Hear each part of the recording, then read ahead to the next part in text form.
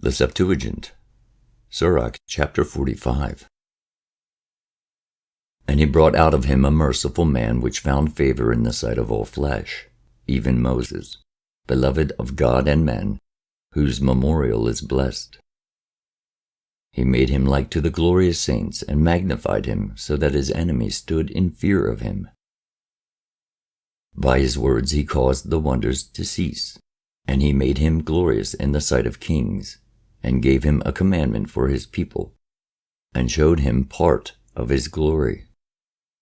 He sanctified him in his faithfulness and meekness, and chose him out of all men. He made him to hear his voice, and brought him into the dark cloud, and gave him commandments before his face, even the law of life and knowledge, that he might teach Jacob his covenants, and Israel his judgments. He exalted Aaron, an holy man like unto him, even his brother of the tribe of Levi. An everlasting covenant he made with him, and gave him the priesthood among the people. He beautified him with comely ornaments, and clothed him with a robe of glory. He put upon him perfect glory, and strengthened him with rich garments, with breeches, with a long robe, and the ephod.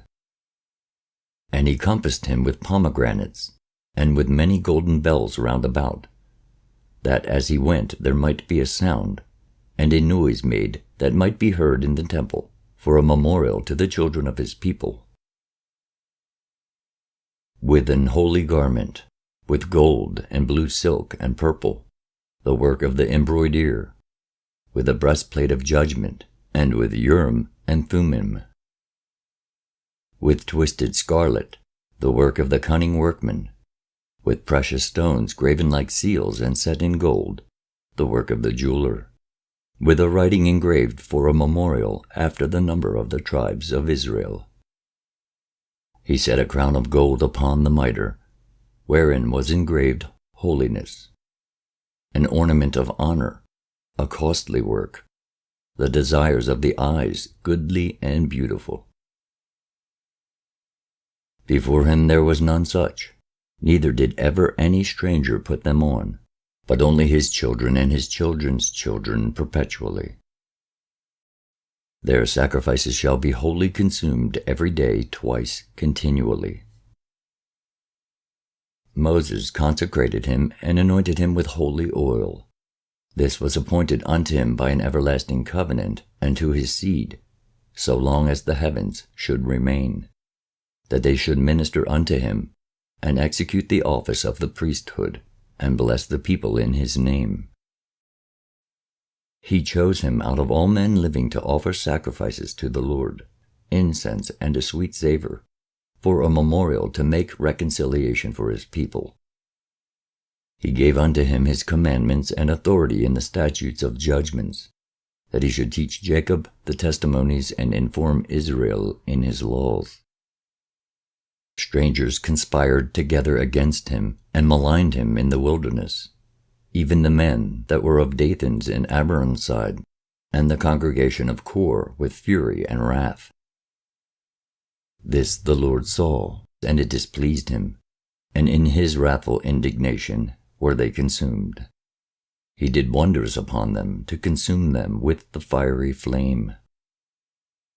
But he made Aaron more honorable, and gave him an heritage, and divided unto him the firstfruits of the increase. Especially he prepared bread in abundance. For they eat of the sacrifices of the Lord, which he gave unto him and his seed. Howbeit in the land of the people he had no inheritance, neither had he any portion among the people, for the Lord himself is his portion and inheritance.